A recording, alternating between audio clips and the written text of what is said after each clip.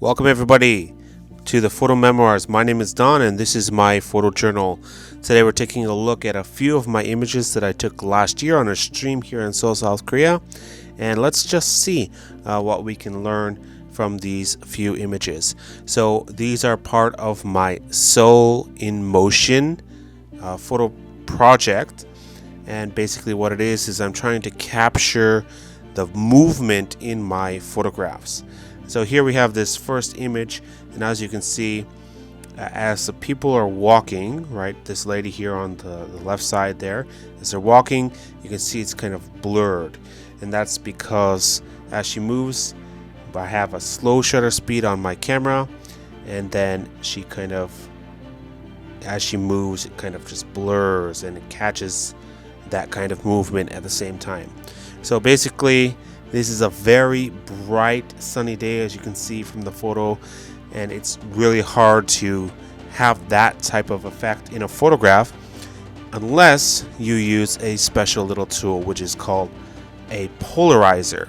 Polarizers are very important if you want to capture any type of motion or if you want to have any type of long exposure in the daytime, especially in the daytime.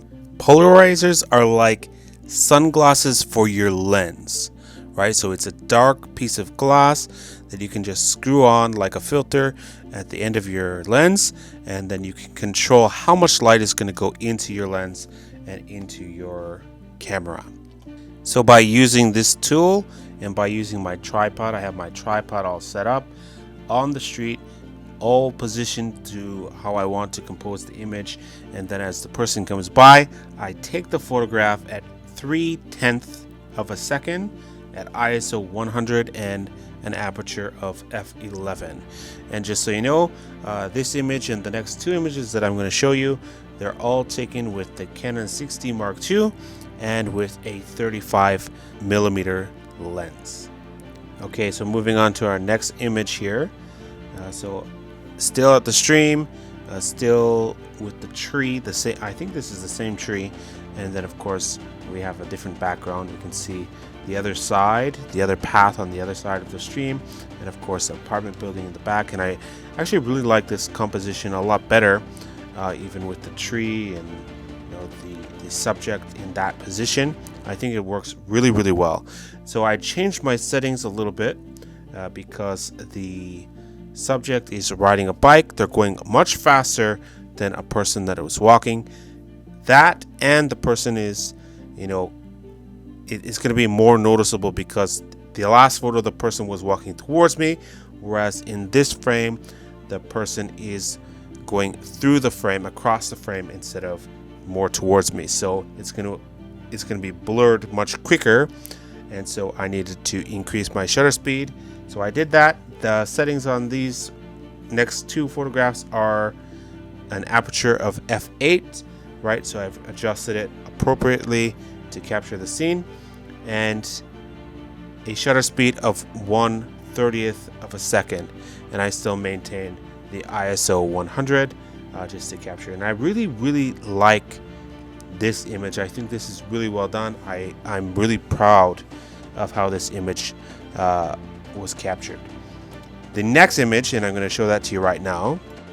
Yeah, it's exactly the same position except the subject is changed, right? So this is just actually taken just moments after, and between these two photographs I really have a hard time choosing which one I like more. So we notice that the colors are slightly different. One of the riders is facing forwards, while the other one, this one here, right, she's turned her head. So I'm really struggling on this one. I don't know which one I like more. So maybe you can help me with that one. Which photograph do you like more? The previous one or this photograph? Please let me know. You like the second one better or the third one better? Let me know. That will help me a lot because I'm struggling to figure out which one I like or which one I prefer over the other. So again, when you're out taking photographs, my advice is don't just take the first photograph and then move on. I would recommend that you stay at the spot and you try to capture a few different photographs of the same scene. You know, different subjects might pass by, you know, different things can happen, but you know, when you go home, although the decision might be difficult, when you go home, then you have a variety, and then you can choose, or in my case, you can have other people help you choose which photograph is the best out of 2 or 3 or 4 or 5, instead of just having one.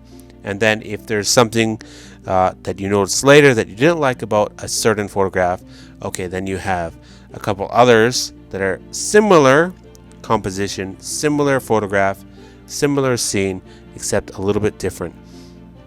And then you have the option to choose which one that you like more and which one you want to use, basically. So that's all for today.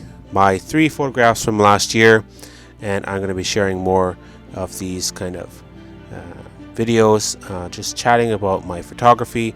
I'll call them, my photo talks, right? This is my photo journal here at the Photo Memoirs. So basically, this is my journal, except I'm doing it with my voice instead, if that makes sense.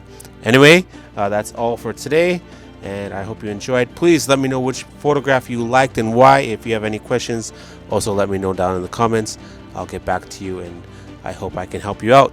I do teaching and mentoring, so if you're trying to learn photography, trying to get better at photography, you can send me a message, and you can also join my photography mentoring program.